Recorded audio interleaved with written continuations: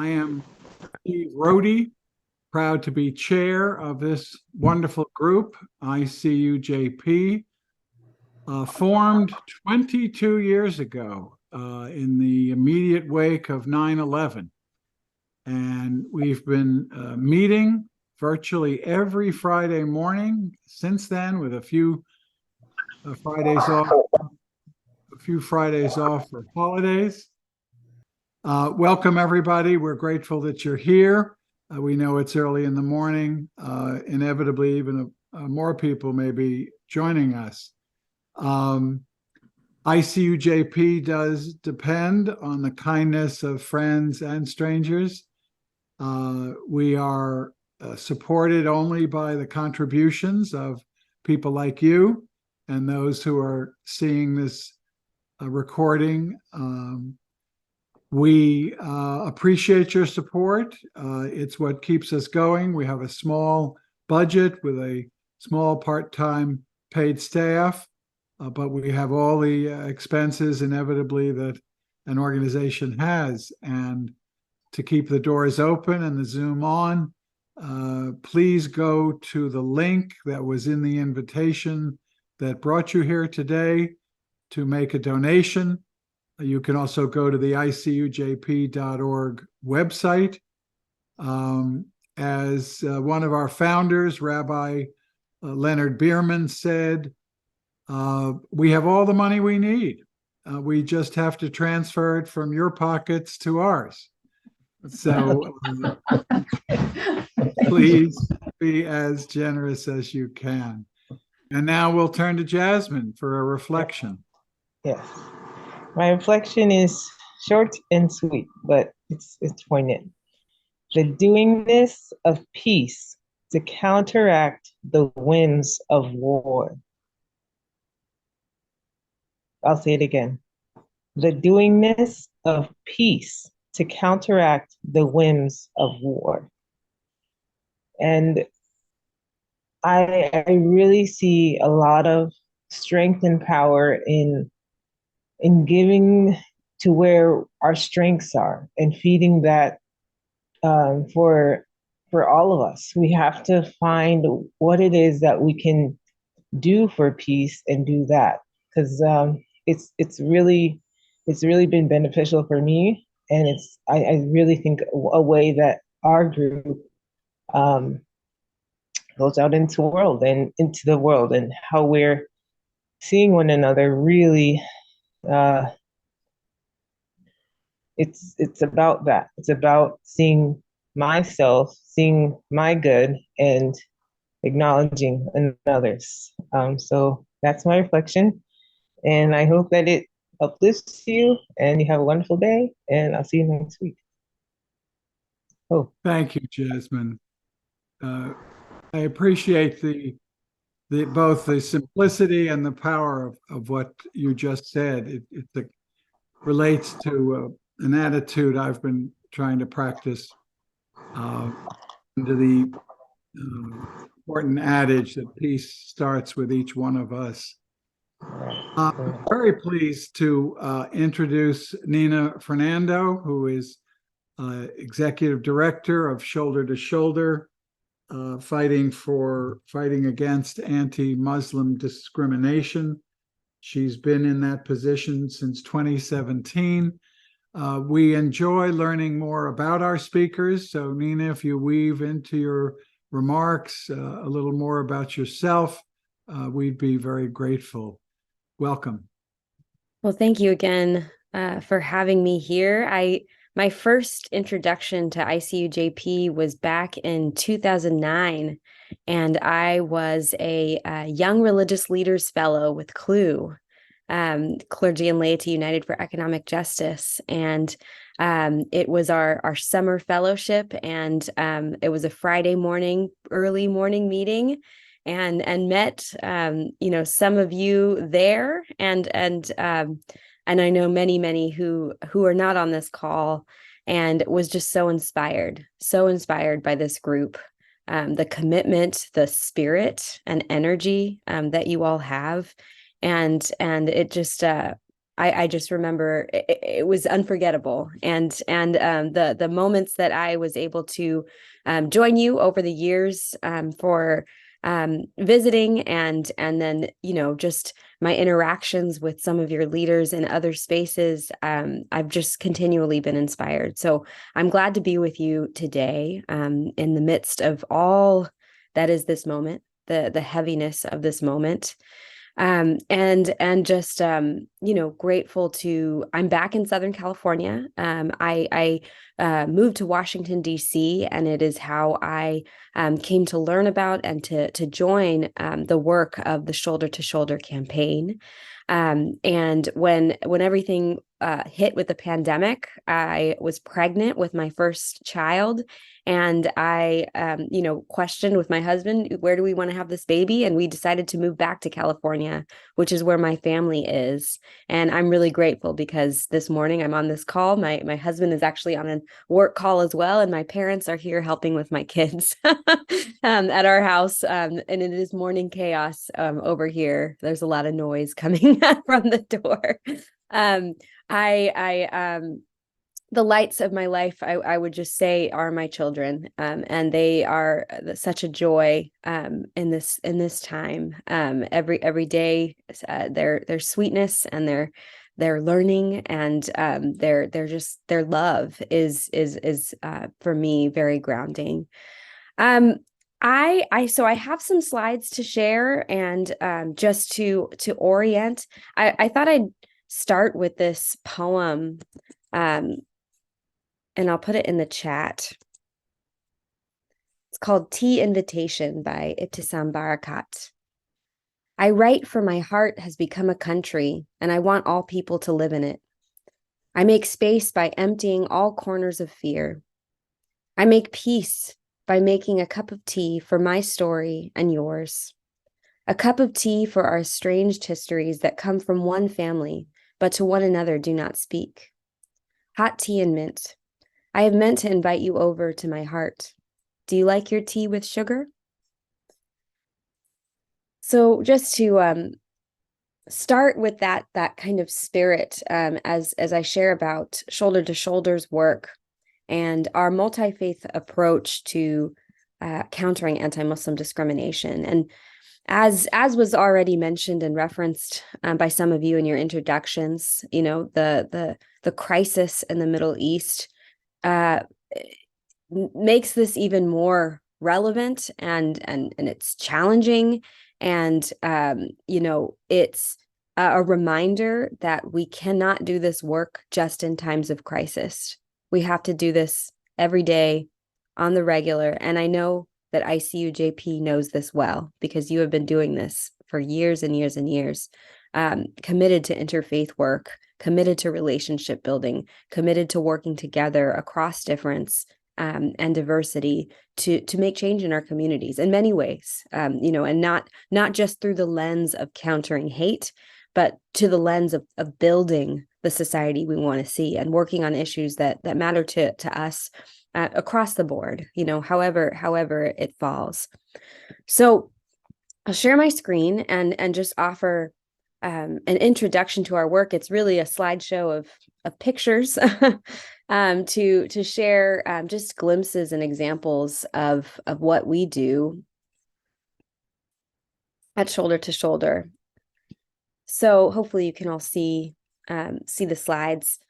So we were founded back in 2010 when, if you remember, there was a spike in anti-Muslim rhetoric in the public sphere. And it was around the Islamic Center that was proposed to be built really not too far from Ground Zero. They were calling it the so-called Ground Zero Mosque. And there was a pastor in Florida making national news for threatening to publicly burn the Quran. And at the time, religious leadership gathered for an emergency interfaith summit to denounce the anti-Muslim rhetoric and sentiment and misinformation that was being circulated in the public sphere, and to say that we stand against hate in all forms an attack on one of us is an attack on all, and really just a strong display of solidarity and leadership at the national level. So this press conference was our founding, and at the time there was strong relationships with the Islamic Society of North America at the national level and in Washington, D.C. So they were our founding convening partners. And there were, major religious denominations and faith-based organizations present, one of which was a founding convener, and that is NERCAT, the National Religious Campaign Against Torture. And I imagine many of you know about NERCAT. So they are founding members, and they are now our fiscal sponsor. So for over 10 years, ISNA, the Islamic Society of North America, was Shoulder to Shoulder's fiscal sponsor. And after 10 years, we decided to move to NERCAT to host the campaign and take a turn hosting the campaign, and also to show the importance of taking ownership that anti-Muslim discrimination is not just a Muslim issue, but one that impacts us all. So our vision is a pluralistic and inclusive country where all people are treated with respect and fairness and dignity. And we advance this vision by connecting, equipping, and mobilizing faith communities in the United States to be strategic partners in countering anti-Muslim discrimination. What makes us unique among a great ecosystem of organizations and efforts working to counter anti-Muslim discrimination is that we're helping faith communities beyond the Muslim community, faith communities that are not Muslim, to see this as their issue too, and equipping them to be strategic partners in challenging this issue. And really, it's our theory of change is like when all of us are playing a role, when all of us understand that this is our issue too, that's when we're going to make a change on it. And we can't just, expect our Muslim neighbors to take on this issue if we're going to see change. And I should also mention, I myself am not Muslim. Oftentimes, that assumption is made, and we'll talk a little bit why that assumption is made a little later in this talk. But I come from a Catholic family. My family is Sri Lankan Catholic, and that is my orientation. And so I also enter this space as a faith ally. I'm also a student of religion. I studied world religions and the intersection between religion and justice. That is the place where I find a home. How we use our traditions, our rituals, the symbols of our practices to make change in the world today. So that's my orientation. I'll go back to sharing my screen. Our national members, we have 37 national members. You might locate your own denomination if you are connected to a tradition, primarily Christian and Jewish groups. We, of course, are in relationship with Sikh, Baha'i, Hindu, Buddhist organizations and leaders. But this is the makeup of our current national membership, and we have over 70 local organizations, interfaith, faith-based, and congregations, organizations, who are connected to our campaign. And ICUJP, I'm proud to say, is one of them. This is our executive committee leadership. They function as our board, our primary decision makers, and we're so grateful for them. They meet once a month. They help us make decisions, help steer the campaign, and guide us. We have a Muslim, Arab, Sikh, South Asian consultative circle. Anti-Muslim discrimination doesn't just impact Muslims, but also those who are perceived to be. So these are leaders who understand that intersection and are guiding our work, affirming our work. This is our small team I am serving as executive director, and I've been in this role since 2021. Before I joined the team, serving as an operations and outreach manager, joining and then stepped into a program director role, and somehow found myself in this role as executive director. And really grateful for our team and the great work that they do, and the experience that they bring to this issue. So I just kind of went through who we are, beyond our official members. We're just a part of, as I mentioned, a greater ecosystem of organizations who are doing this work in some way. And so we're in regular relationship, where we serve in roundtables and other coalitions as the interfaith partner working on this issue, and are a part of what we, the BMEMSA world. There's all these acronyms, right? BMEMSA, or AMEMSA, or MENA, or MASA, but all basically those that are impacted by anti-Muslim discrimination. And we have a general mailing list. We hope all of you might be interested in joining that list to join our programs, and essentially join this effort to connect, equip, and mobilize. So some of the ways that we connect, we are constantly making connections at the local level and at the national level with partners. But to uplift a fun campaign, it's our annual Ramadan campaign, where we create a nationwide listing of interfaith iftars, showing that Ramadan is a great opportunity to get to know your Muslim neighbors and share a meal and get to take part in a tradition. And so that I'll share a little bit more about that.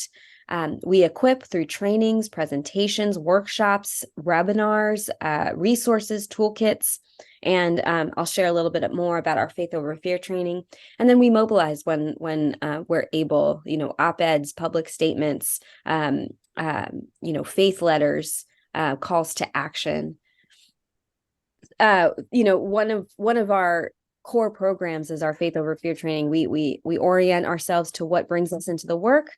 We talk about who are American Muslims and what is Islamophobia and anti-Muslim discrimination, and kind of delve into unpacking what that means. And then we talk, the core of the training is, how do I communicate this to people who are perhaps receiving information from the wrong channels, who don't know Muslims. One moment, everyone. There's a question around lunch for my son. 1 second. Maybe you'd like to see him. Here he is. This is Ayan.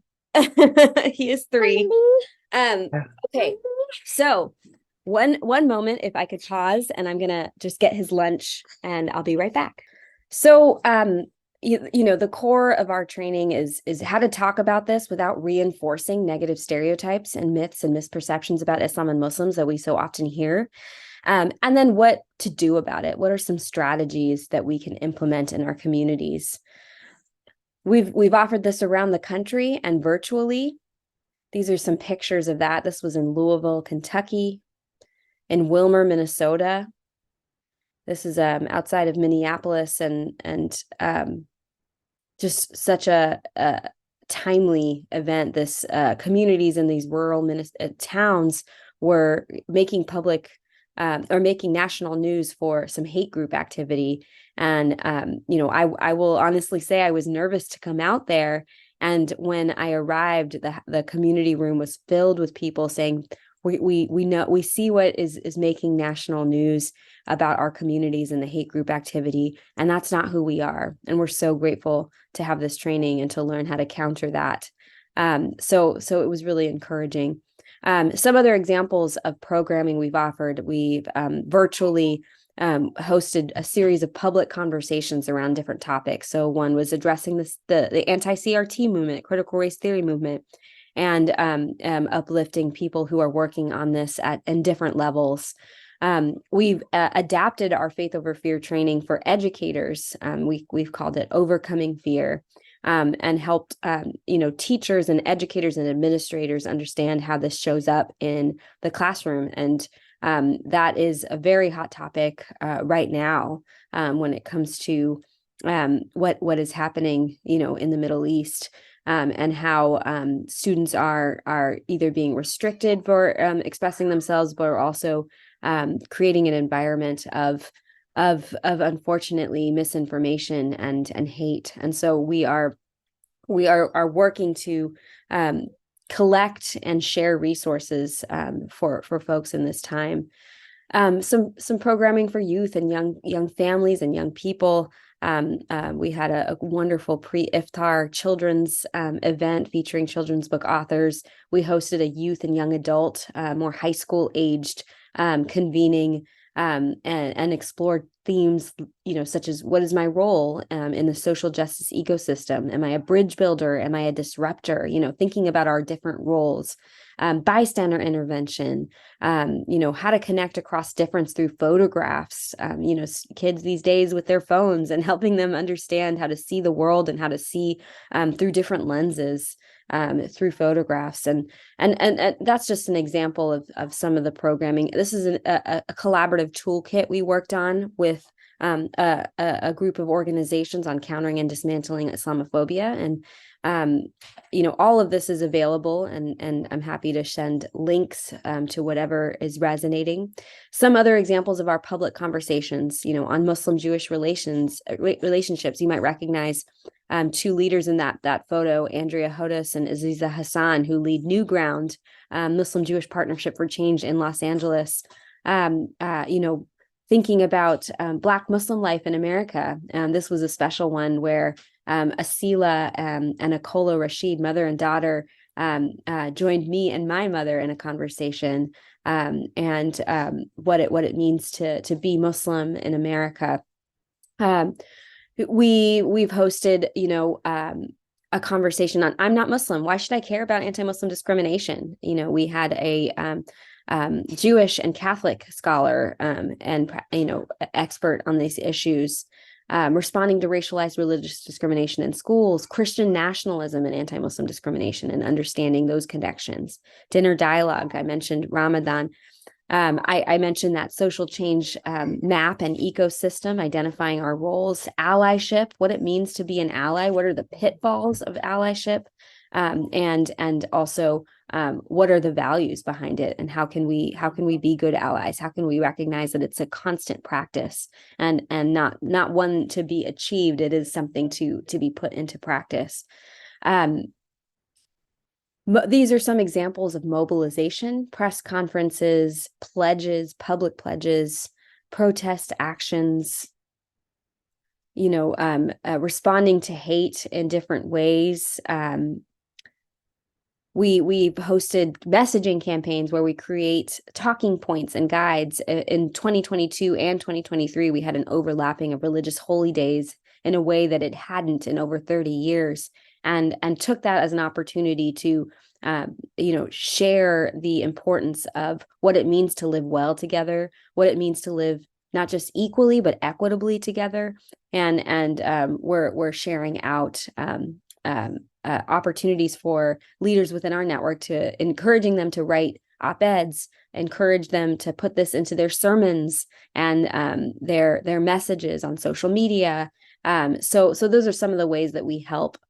And then connect. I mentioned that Ramadan campaign. Something that we enjoy is collecting and creating a nationwide list of interfaith iftars. In 2019, we went on a Ramadan road trip and visited some of those iftars, and we made a mini documentary and a series of short videos with discussion guides that people can use in their settings to explore different themes that within Ramadan, and just what it means to live well together.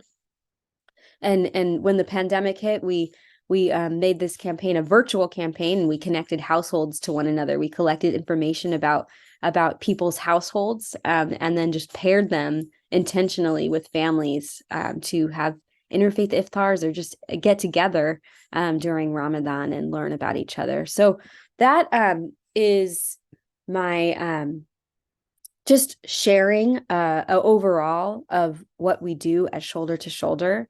I imagine there may be some questions you have, some wanting. I can give a preview, a little very quick preview of what we cover with Faith Over Fear, I am happy to just share now and just open it up. So tell me how you're digesting what I shared just now. No, We're very grateful. Largely, the more information we get at the top of your program, the better. And then we usually open it up for a wide-ranging Q&A after that. I think that hearing a little bit about what you consider maybe prime bullet points for Faith Over Fear would be good. And maybe that's something also too that we look at further down the road as a more comprehensive program as well, especially at this time. I think it'd be very valuable. Great. Yes, I'm happy to share a little bit about that. So when we offer these trainings around the country, we start by orienting people in their values, and I think we've already done that a little bit, even in our introductions, and asking for people to tap into what brings them into the work, into the space, into the training, and then we move into who are American Muslims. And I want to share one slide. So we partner with a series of organizations, one of them among many being the Institute for Social Policy and Understanding. And they do research on the American Muslim community. And actually, given the moment that we're in right now, I'm going to share a link to their resource page on how what is happening in Israel and Palestine, how that relates to the American Muslim community today. And I'll just put that in the chat because it is relevant. It's a very long link, so sorry about that, but that'll take you to their website. So let me share my.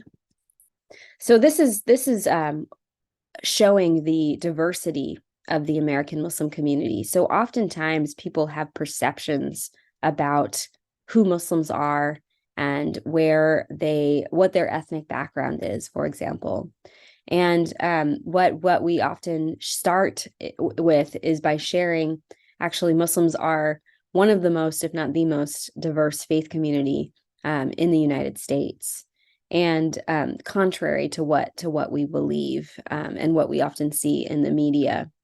And we move through, different facts about the American Muslim community. And I'm just going to move through it really quickly, given our time. And then we go deep into the issue of what is Islamophobia and anti-Muslim discrimination in the United States. And we use tools from an organization that is escaping my mind right now, Teaching for Change. There we go. And their Challenge Islamophobia project. And we, folks break up into groups and they unpack different themes of Islamophobia. And, we talk about all the contributing factors of Islamophobia, and this is some of them. And, we watch. If it's a hybrid training, we might watch some videos of scholars that we've collected and practitioners. One of the core themes is identifying how Islamophobia is rooted in racism. And, oftentimes when we are offering these trainings and, folks are orienting themselves to the work, there is at times a desire to teach people about Islam and do an Islam 101 and educate people, do religious literacy work, which is undoubtedly important. But if we leave it at that, it's not enough. And the other piece that is so essential and core is many people don't know Muslims. They're not in relationship with them, or they're not connected, and that is undoubtedly important and key. And people don't even recognize too that in their circles, in their neighborhoods, in their wherever they go, the grocery store, in their schools, we are in relationship with one another. We are in relationship with people of diverse backgrounds, including Muslims, and so relationships also is key, but it cannot be that alone. And so we unpack how Muslims have been racialized in our society, how all the assumptions that people make, the bias that we see, the media coverage that we see, and we think it's core to recognize that addressing Islamophobia, it has to be done from a racial justice lens, as well, on top of including religious literacy, on top of relationship work. And so that is really important to share. Another piece that we unpack is the Islamophobia industry, the fact that this is a very well-funded, misinformation campaign, dehumanization campaign, however you want to put it. And there have been, you can see just millions of dollars being put into, painting an entire group of people as a monolith, dehumanizing them, creating misinformation. And we want to connect the dots to say that Islamophobia and, say, anti-Semitism, they're two sides of the same coin. Xenophobia, racism of any kind, it's all connected. A point that is often, that we often also want to connect to is that Muslims report religious discrimination, but also report high and racial discrimination. So it's, again, like that connecting bullying, religious-based bullying, and the reporting. One of the jarring statistics here when it comes to bullying is that a large percentage are not just coming from children, but coming from adults, unfortunately, in the school. And that to me was really heartbreaking to learn. Another really jarring fact is Muslim perceived perpetrators of violence receive 770 times more media coverage than other perpetrators and perpetrators. And so that is an example. There's more media coverage when violence is committed, and I'm having trouble with that word. Perpetrator is Muslim, or even perceived as Muslim. So it contributes to the problem of negative media coverage. Then we talk about how it is multifaceted, and we need to have a multi-pronged approach to countering it. We go through a series of facts here. And then we talk about messaging. And we work with an organization called Rethink Media that has done research here in this world. And they tested a series of messages. And what I'll just say really quickly is, the messages that tested best were not religious literacy, messages, but ones of shared values. So ones that orient ourselves in, for example, freedom of religion. No one should fear for their safety. When we're united, we are stronger together. Those kinds of messages are key. So again, like to start with our values. And then we talk about communicating and communications tips for having these conversations and changing hearts and minds. We watch a series of really powerful videos and move through some of our best practices. And I'll do that really quickly. Storytelling, leading with shared values, knowing our audience and connecting with who we're speaking to. People are going to hear me in a different way than they might hear Steve, for example, because of who we are and because of our relationships and our connections and our circles of influence. So really thinking about who we're speaking to when we share our messages, and figuring out, oftentimes in communications work, they talk about the choir and the unreachable. Now, I'll say, like, with shoulder to shoulder in our orientation, we don't believe that anyone is unreachable. We believe that everyone is open to that possibility of change. But we have a different message to share to people who are already on board. like the choir and the bass, they need to be taught, if we're going to use that choir metaphor, how to sing, how to listen, how to harmonize well. And then, the folks that are persuadable, who are in the middle, or who are receiving misinformation, who are opposing, who are actively, a part of a hate group, all kinds of that activity. Those people, they are going to be reached in a different way. Seeds can be planted in a different way. We talk about context and best practices, meeting the emotion, not the myth, not reinforcing the myth.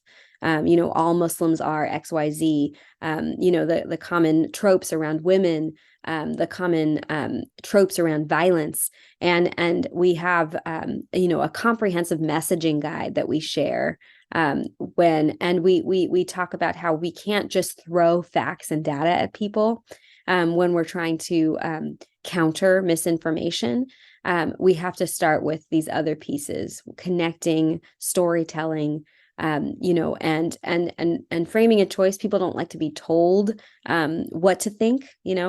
Offering a choice is often quite helpful. And then recognizing that we, have to continue the conversation. We're not going to change everyone in one conversation. We have a long road ahead.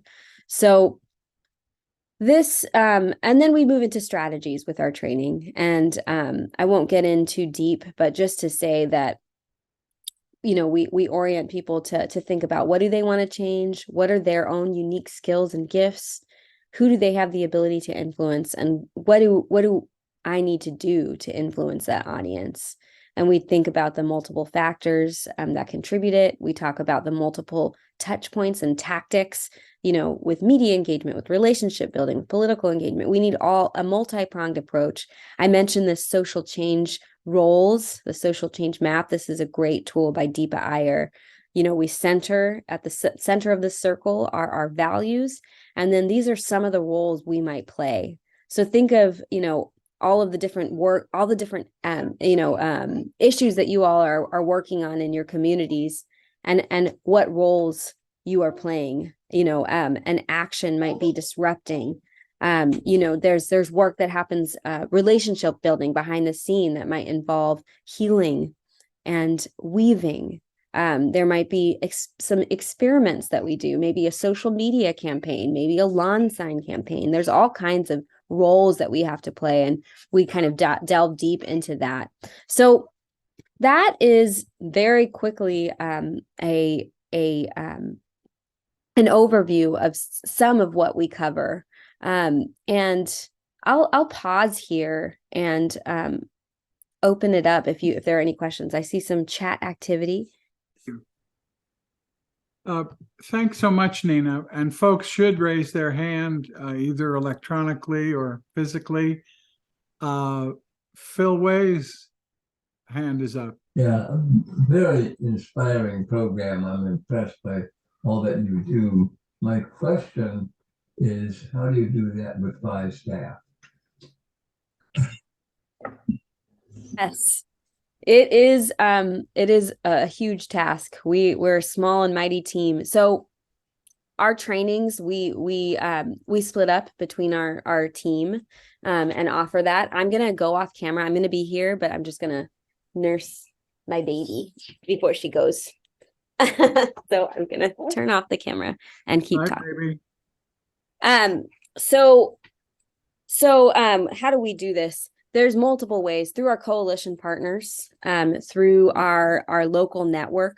So one example is, in this current moment, we offered a series of listening sessions, off the record sessions for our partners to unpack all that is in this moment, how they're experiencing it, how they're navigating it as organizational leaders, but also as individuals, who have deep relationships with folks all across the political spectrum. Shoulder to shoulder, we are in relationship with and in partnership and in coalition with people on all sides of the political spectrum, not just as it relates to the crisis in the Middle East, but also here in the United States politically. And so, we focus our work domestically, and on the issues domestically, and then of course help people connect the dots to what happens around the world. It impacts what happens here at home, and it's undoubtedly a dynamic here now. And so for example, we had these listening sessions, and getting a sense of what people are needing in the communities, what resources they are lacking, what information would be helpful for them, what relationships would be helpful for them, and then we share that with them, after those listening sessions, and they do the work. So what we hope to do is give you the tools that you need to be able to do this work in your own capacity. When it comes to offering virtual programming, we can do that anytime. We have split up the trainings and going across the country. So just recently, my colleague went over to Bozeman, Montana, and offered a Faith Over Fear training. This weekend, another colleague is going over to Dublin, Ohio, to offer a Faith Over Fear training. So we take it step by step, day by day. We are overwhelmed, and also we are energized, by meeting people and who want to do this work and connecting with them. So those are some examples of how we do it with our small team. Thank you. Dave Clennon. Hi, thank you so much for this presentation.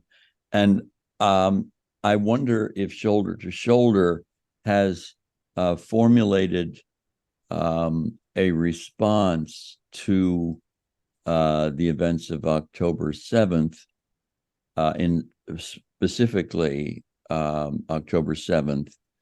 And have you observed a spike in anti-Muslim activity or sentiment, and how do you respond when people use October 7th as an excuse for expressing anti-Muslim sentiment? Yes. Thank you. Yes, thank you. Great question. So we don't have an official statement for October 7th itself. You might know of the horrific murder of the 6-year-old Wadia in Chicago that took place. I'm forgetting the exact date. I think it was October 14th, where his landlord was receiving, horrible news and felt compelled to go and sadly murder this child and severely harm his mother, and this family was they're Palestinian Muslims, and we did share a statement after that, naming the reality of the dehumanizing narratives that we're hearing and seeing. We, as a team, what we have been doing, we've been internally collecting resources, statements, calls to action, guides, talking points, fact sheets about Palestine and Israel, and monitoring alongside our many organizational partners who are monitoring and tracking the spike in anti-Muslim hate. The reality is there's multiple layers. Collective blame is a problem, and the fact that there is an unfair double standard that is placed. We don't, for example, Dylan Roof, who shot up a church, had a Lutheran background.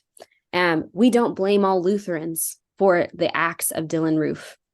We don't blame all Christians for the violent acts that someone who comes from a Christian background commits.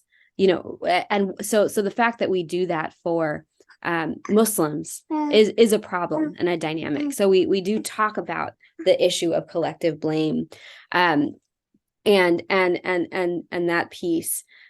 So that is one offering I have to share on that. And I am so happy to just share many links that might be helpful to you of organizations and groups that are collecting guides on how to talk about this in this moment. So I will do that in a moment. I hope that gets at your question. Thank you. Yes. It's very helpful, but let me, as chair, dig a little deeper into that because I think it's on the minds of many of us. What's your best source for the current incidence of Islamophobia? Tragically, anti-Semitism is on the rise in the United States. There's a lot of publicity that has been given to that by groups like the Anti-Defamation League and others, and it's a very serious problem.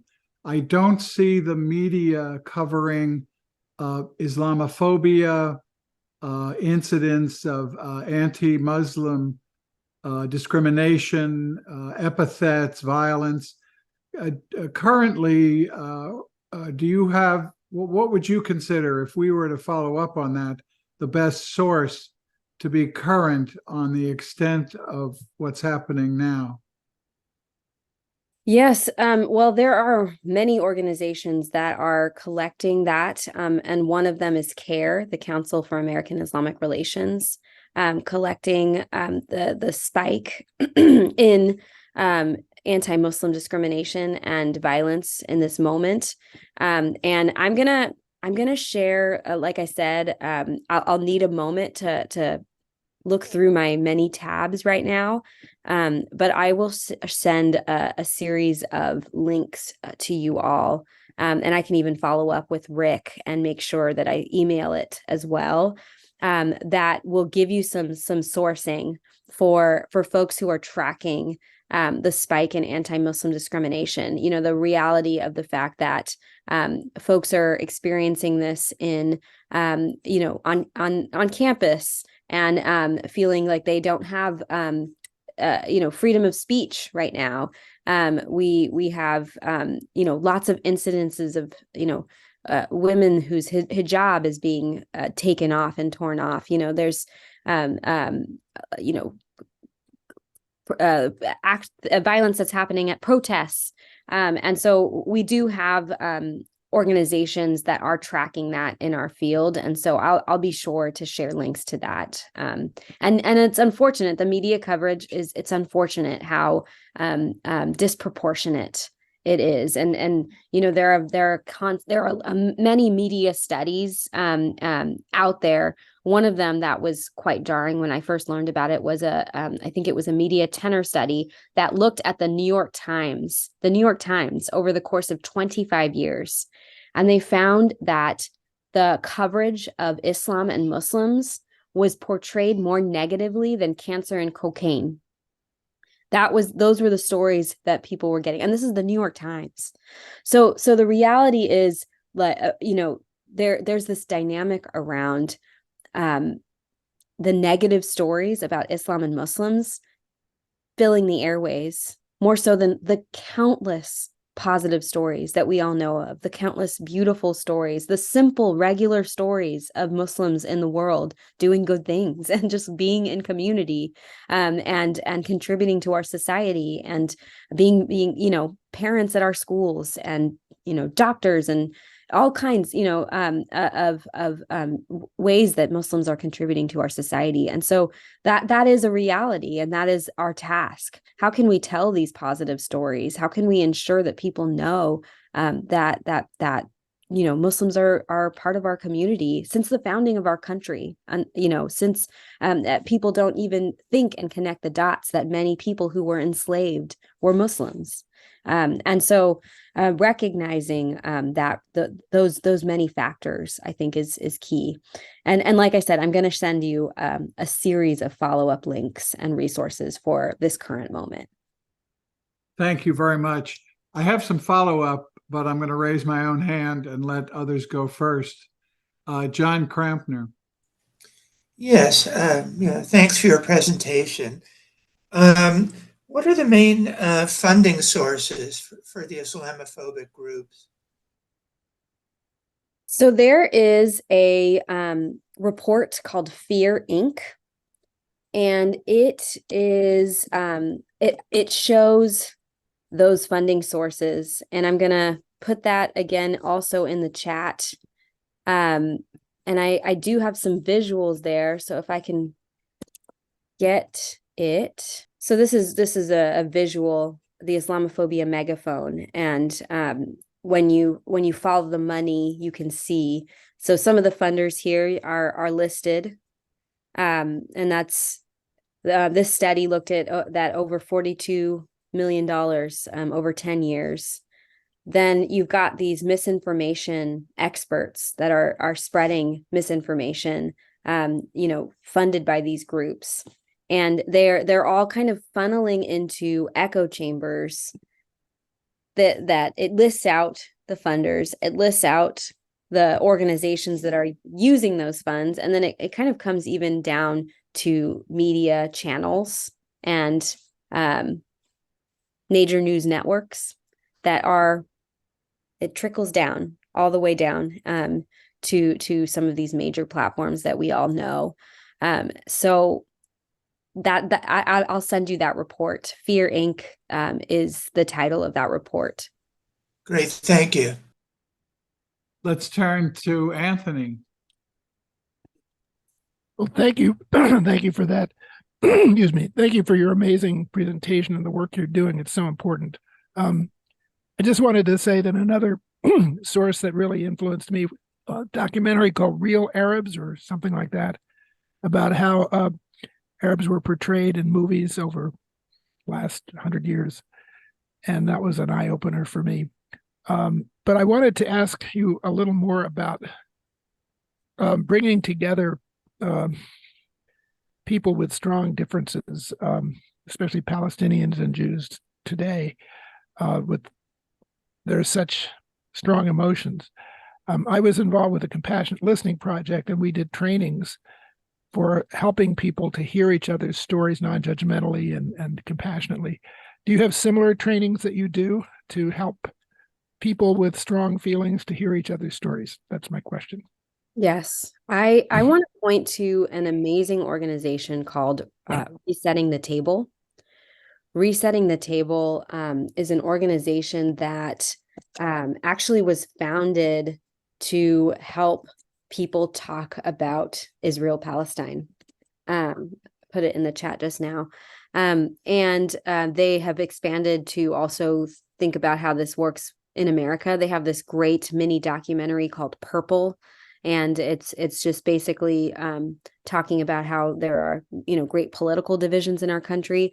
And we've offered and collaborated, on trainings with them around how to listen and how to, what are the skills that we can gain so that we can have really tough conversations and disagree, very much disagree, but hear each other and have compassion for each other and be able to have that conversation. And so in the training itself, they design it in such a way where they curate a group of people who disagree on whatever issue that we're going to talk about. And Israel-Palestine obviously is one of them. There's two skills. I mean, there's many skills, but there's two particular skills that you explore and practice deeply. And I think it's okay to share, one of them is finding the meaning. So when we are in conversation with someone who we have vast disagreements, we're wanting to find the meaning behind what they're trying to say. Is it the value of safety and security?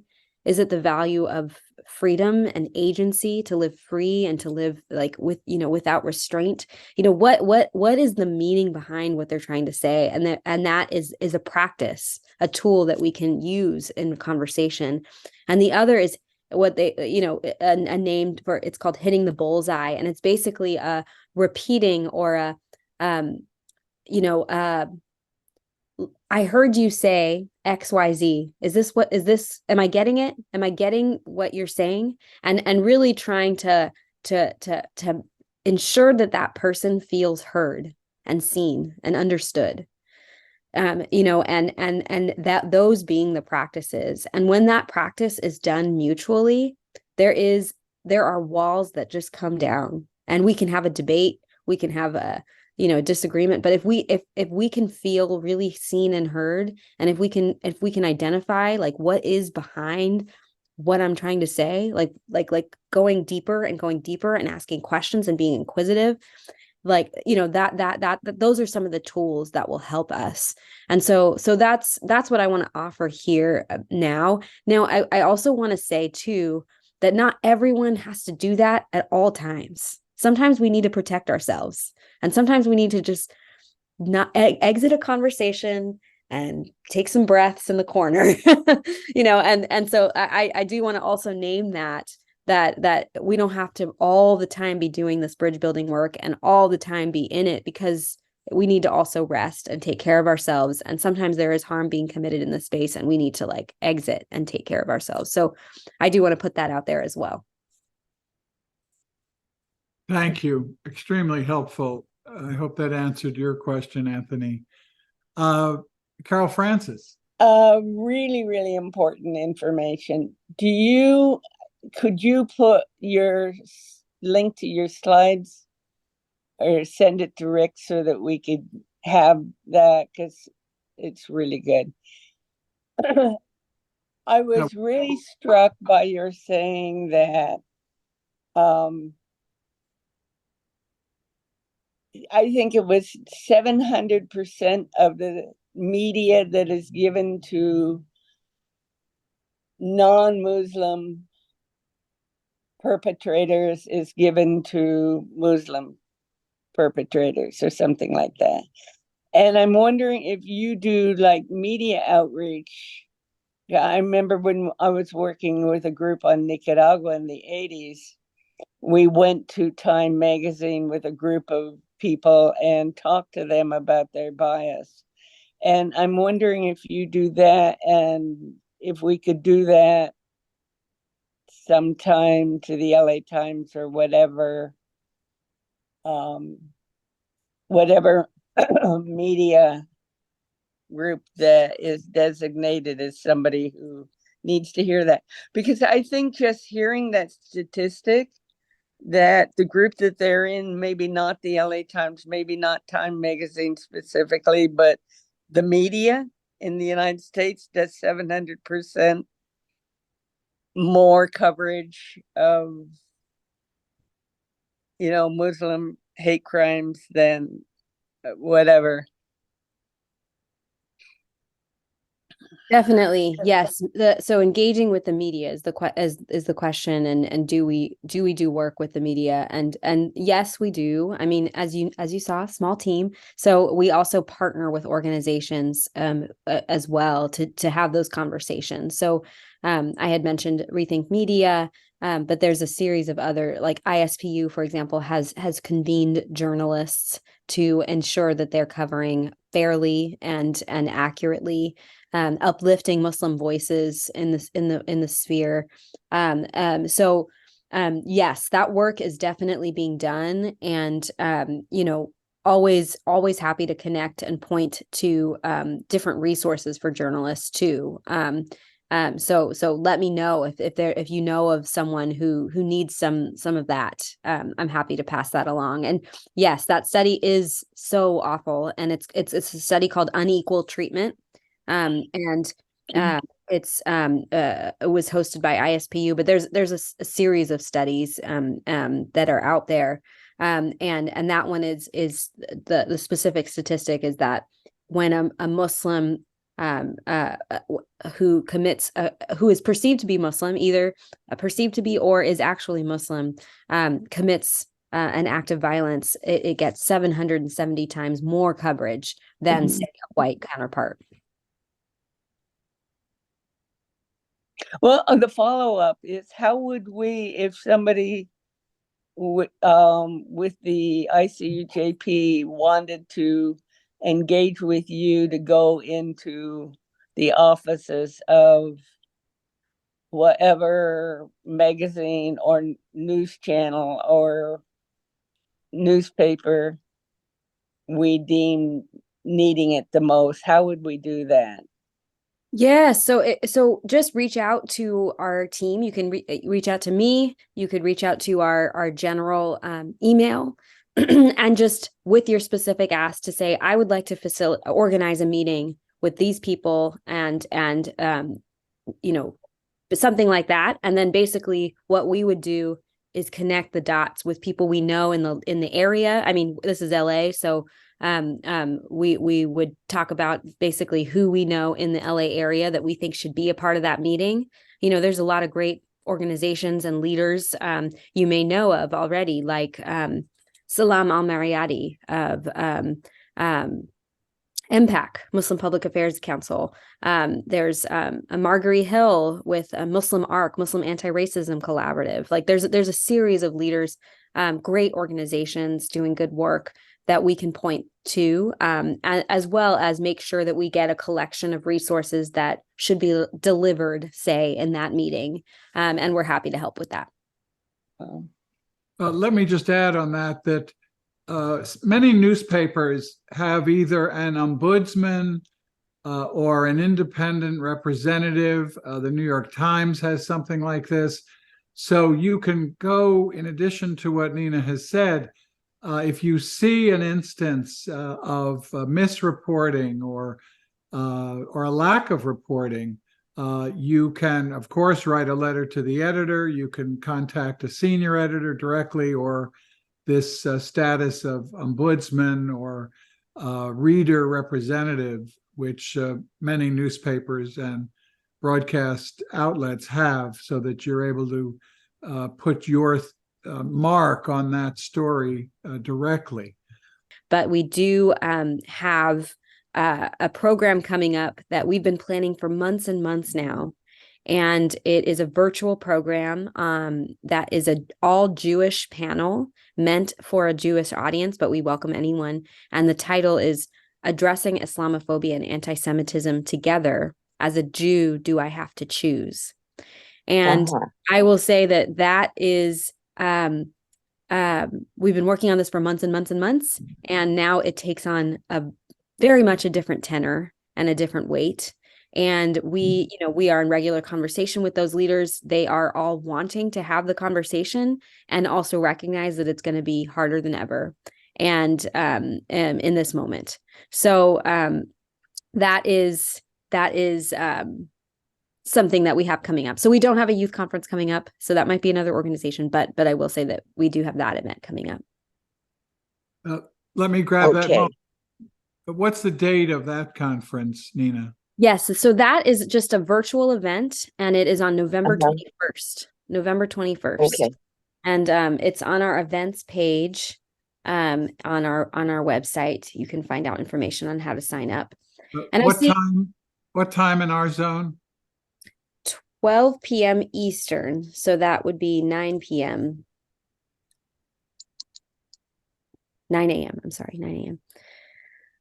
So Okay. yes, I see this note, Father Chris, on the note around no statement around October 7th. And yes, I totally hear you and understand that we must denounce violence in all forms, and interfaith groups need to condemn those acts. So the killing that took place, the hostages on October 7th, as well as the acts of violence that took place before and after, since, and how we are just in a crisis right now. And what we have been doing, so shoulder to shoulder, our work, we focus domestically. We are in relationship and in deep partnership with people who are witnessing and experiencing this moment in very different ways, who have deep pain and are directly impacted in very, very personal and across the spectrum. And so what we are desperately trying to do as a team, as an organization, as a coalition who are in deep relationship with people on all sides of the spectrum is continue on in this mission to help people connect the dots, to help people understand that violence in all forms is wrong, to understand the need to address anti-Muslim discrimination, and understand how it connects to imperialism and war, how it connects to all of the things. And so I name that to say that what we have been doing is collecting statements from interfaith and faith-based organizations who do work on international issues and who do, this is their mission to write and comment and make, help people understand how to meet this moment. And we are collecting them and sharing them. So that's what we're doing. We, as an organization, have not made statements on what takes place in, around the world unless it is impacting here. And so we did make that statement to connect the dots on how it is impacting here. And we're still working on, right now, we're in conversation with convening religious leaders again for another emergency convening. So we're doing that in different ways. We're having off the record conversations with partners so that they can tell us what they need, and then we connect those dots. So that's how we're working on it right now. It's not enough. It doesn't feel like enough, but what we are trying to do is really continue on in the work and not close doors and break relationships and stop reaching people who are not already on board when it comes to this issue. Thank you. Hi, Nina. Thank you so much. That was a really informative program. I'm Mexican American, Native American, and through my life, I have been racially profiled as a Muslim or Iranian or Iraqi, whoever the enemy of the day is. And in fact, when I was detained at the Sacramento airport on the day that Operation Desert Storm took place, and they seized my luggage and did this terrible search on me, I made my decision that day that I was going to go to law school. But it's continued. And my concern is, should we be concerned about false allegations of anti-Semitism rising to Islamophobia? Because I am hearing on the news, and people like reporters like Giselle Fernandez and Joy Bayer on The View expressing the viewpoint that pro-Palestinian protesters are anti-Semitic because they are criticizing Israel. And this really concerns me because I think it puts a target on the back of all people of color when they do this. And you probably seen in the news the vandalism at the Cantor's Deli, and all the news outlets that I see covered it, called it they called it a hate crime, and they had the LAPD investigating it. This is the same LAPD that is trained by the Israeli military. And we know how they treat people of color. So I wonder if you have any, concerns about that, or, comments to share and how we can address that. Yes, it is. That's a lot. Yes, no, so there's a lot of misinformation and kind of crafting of language that is problematic. And what I can do is share some like guides that are do say, don't says, and helpful ways of reframing or orienting with the way people are experiencing and reporting incidences of hate and incidences of discrimination, and different organizations that are helping with that. You know, your note around how, you know, there's a false conflation with the fact that, for example, that this is a Muslim Jewish issue. You know, that's false. This is impacting Christians as well, for example, among, you know, all of us, all people. Another false conflation is with Hamas and Palestinian advocacy, and saying that, for example, Hamas, you know, are represent all of Palestinians, which is again false. There's this false conflation with the fact that the distinction between the Israeli government and Israelis. And the acts of every Israeli is guilty for the acts of the Israeli government, or all Jews are responsible and are connected to the actions of the Israeli government, and kind of naming Israel as this personifying Israel, you know, in a way that is problematic, and so there's all kinds of dynamics at play that we're seeing in media, in language, in this moment that are problematic. And what we need to do is to help correct, to reframe, to reorient, and you know, get at the core issues.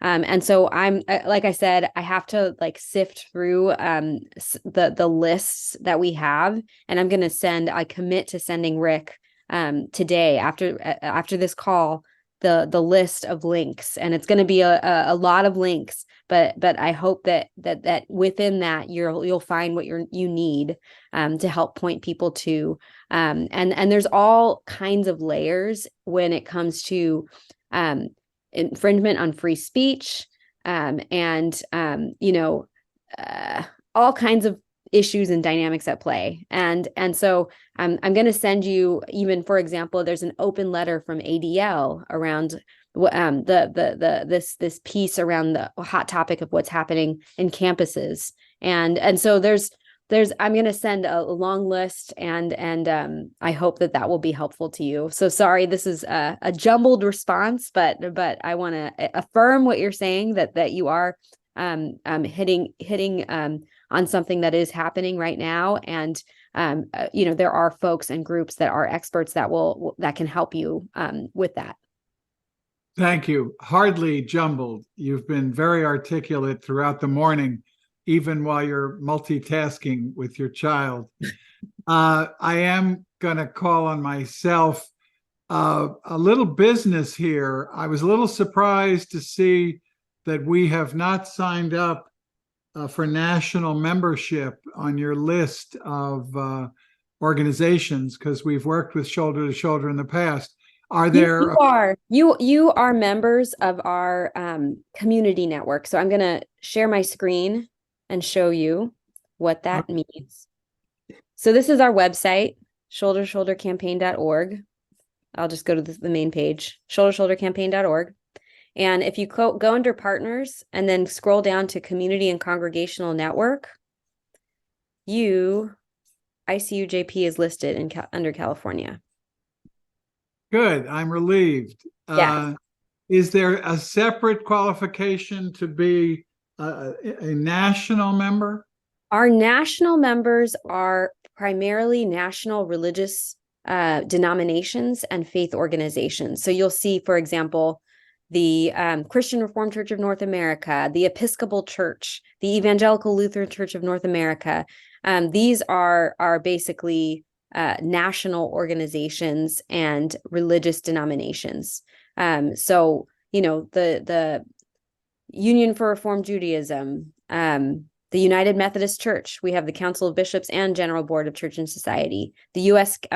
Catholic Conference of Bishops. So those are our national members. So we are more appropriate where we are in your as local members. Yes. Local members. Good.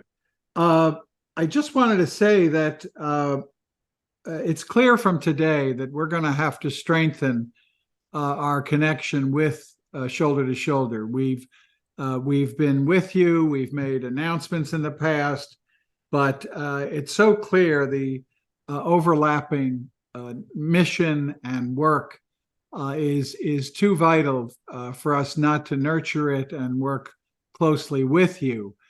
Earlier in and I say that because this whole question was in one sense the very essence of the reason ICUJP was founded. When the founders came together, convened by George Regas after 9/11, we feared Islamophobia. We had the greatest concern that the United States would do exactly what it did. And in those days, and you will see it earlier in the chat, I took the liberty of recalling the words of the Reverend Martin Niemöller during World War II and the rise of the Nazi regime. And he coined a poem, Then They Came for Me.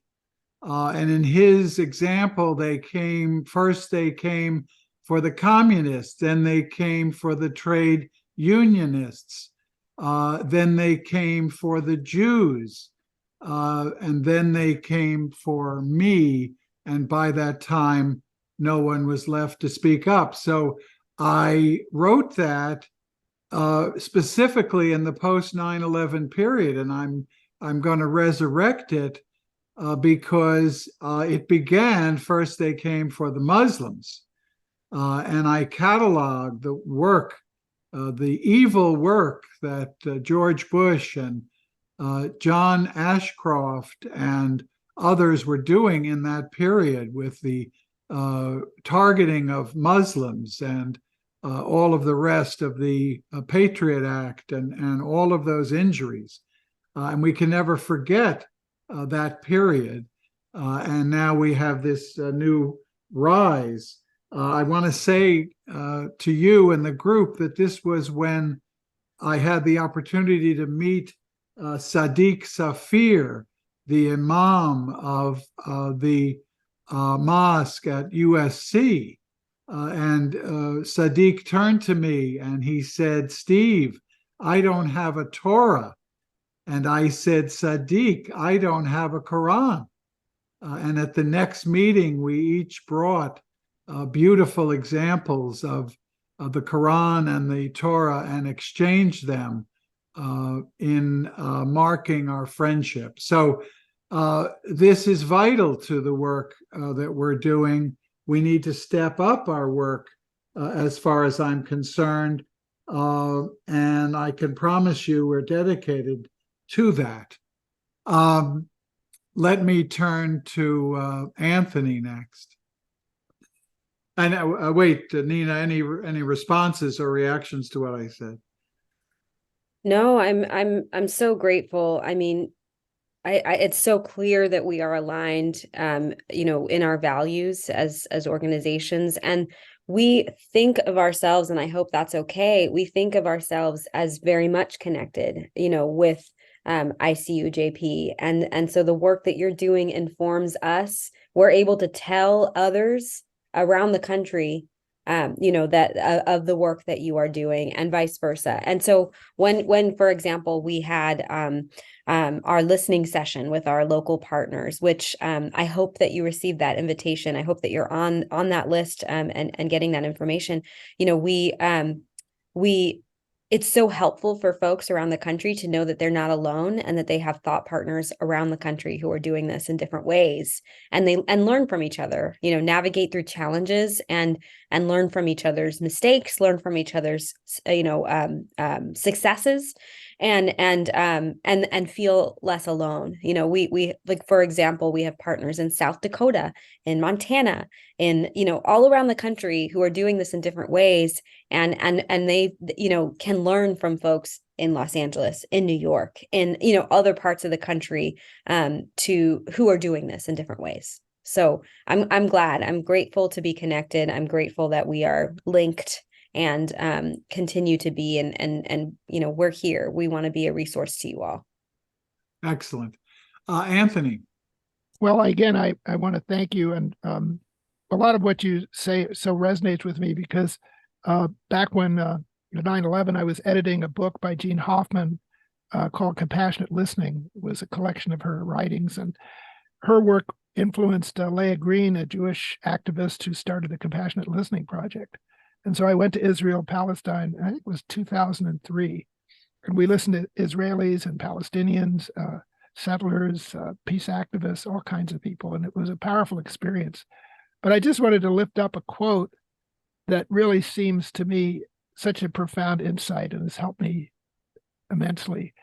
And Jean Hoffman said, "Some time ago, I recognized that terrorists were people who had grievances, who thought their grievances would never be heard and certainly never addressed. Later, I saw that all parties to every conflict were wounded, and that at the heart of every conflict was an unhealed wound. I began to search for ways to heal these violence-causing wounds."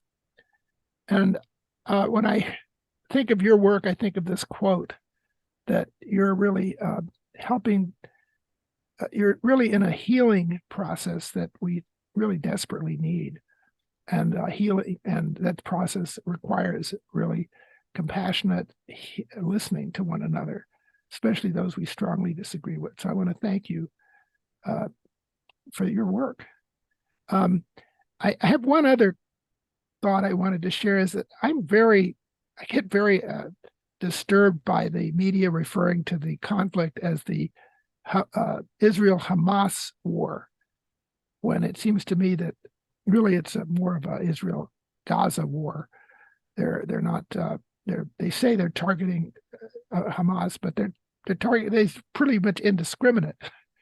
They bombed one of the oldest Christian churches in the area, and so forth and so on. It's just an observation that it seems like the media is framing this whole conflict in a way that reflects an Israeli point of view. Anyway, those are some of my thoughts. Yes. So, like I said, I'm going to send a lot of resources. I want to be explicit and name that the stance, the approach that Shoulder to Shoulder is taking as an organization is to keep the door open to folks who are on all sides of the spectrum as they hear this information, as they are witnessing this moment, as they are, and not just as it relates to the conflict in the Middle East, but also, anti-Semitism and anti-Muslim hate, for example, and their experiences of it. And so that's one piece. The other piece I want to name too is that as individuals, our staff have very deep feelings about this moment and what we think is needed and the calls to action and our advocacy around what is happening in the Middle East. And those are separate approaches. So I want to put that out there because, I basically, what I'm trying to say is that as an organization, we are attempting and doing our best to be invitational to people who are not yet on board, not yet having a deep analysis on what is happening in the Middle East, but also what is happening here at home. So that's that. But then there's also like how I feel as Nina and how I'm witnessing this moment, how I'm comprehending it, the injustice, the rage I feel, the heartbreak, like all of that as a person, and as an activist, and I'm feeling emotion right now as I speak about what is happening in Israel and Palestine. And so I want to say that when I share these resources that to separate the two, and that I'm sharing as Nina when I share these resources, and not necessarily a shoulder to shoulder endorsing a viewpoint on the Middle East and how it is being covered and how, if that makes sense. I hope that makes sense. I'm not being convoluted. Okay, cool. It does. And you're carrying that so well and expressing it so well. And we understand that. A few more questions before we wrap up. Rick. Thank you. I'll make it really quick. A few months ago, I had some work done at in the house here, and one of the handymen saw a lot of the books that my wife and I have, and he saw the spine of this book, and he was kind of taken aback. He said, "Why do you have that on your shelf?"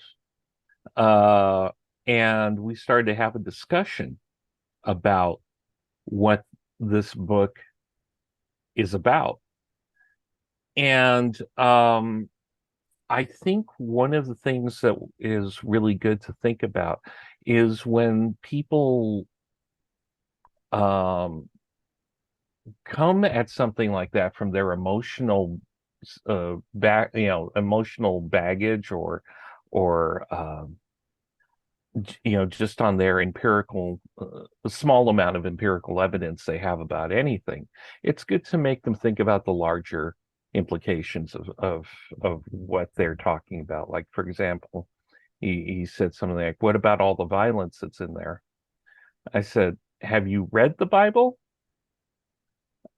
And you have made decisions that are totally anthemic to what is in the Bible as well. If you read Leviticus, your wearing of wool and cotton is prescribed more than an idea of that, two people of the same sex shouldn't be laying together."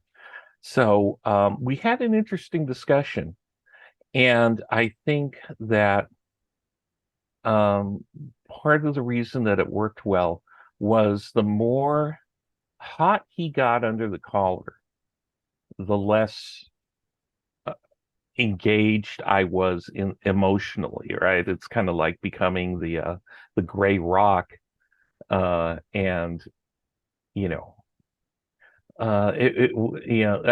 it seemed like at a certain point he wasn't gonna. If I offered this to him, he was still probably going to burn it instead of read it.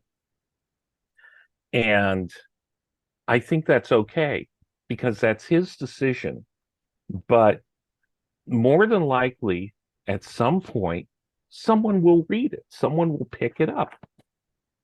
And that's where you start to break down those walls. Even something in popular media like Beyonce sampling Middle Eastern music on a couple tracks, that helps as well, it's chipping away at that prejudice, but it's a step at a time. I'm sorry, that's not a question, that's more a statement, but just No, want I think to relay that. Yeah, thank you for sharing. Yes, beautiful, beautiful, Carol Francis. The stories that we have, are super, super important, and these instances of connecting with people and telling stories and naming. Yeah, for example, I talk about my own history and the fact that my family is Catholic. And why are we Catholic? Colonization. Why is my last name Fernando? We talk about the violent history that is a part of our church history. We name the reality. And in our messaging guide, for example, within our training, we talk about these pieces, around how violence is not owned by any religion. And kind of unpacking the common myths of that connection with Islam, for example, but also naming these realities. And so you just shared an example of how you might have that conversation. So thank you.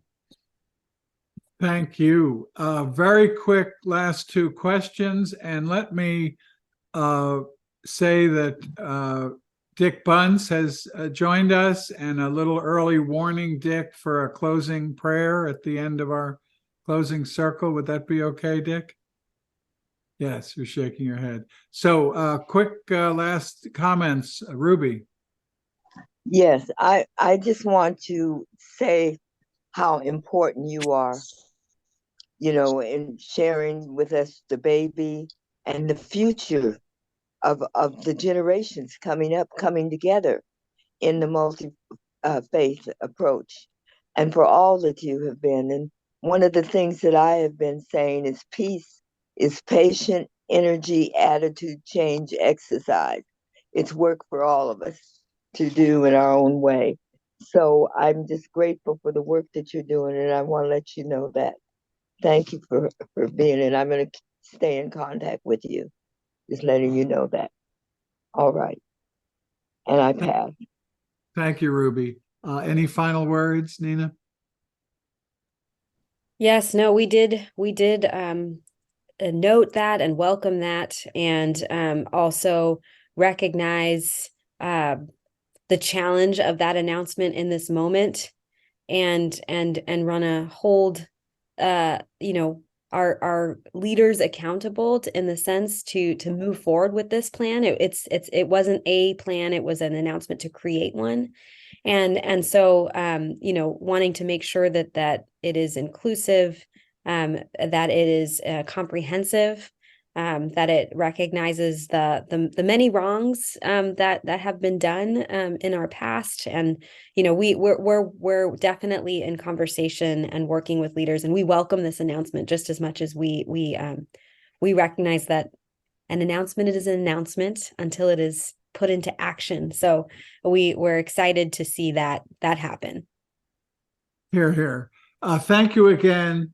As I am wont to say at this moment to our speakers, if you weren't before, you are now a card-carrying member of ICUJP.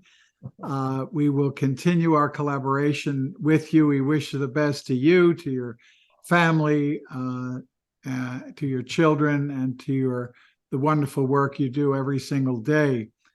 Thank you. Be well. Be safe. Thank you.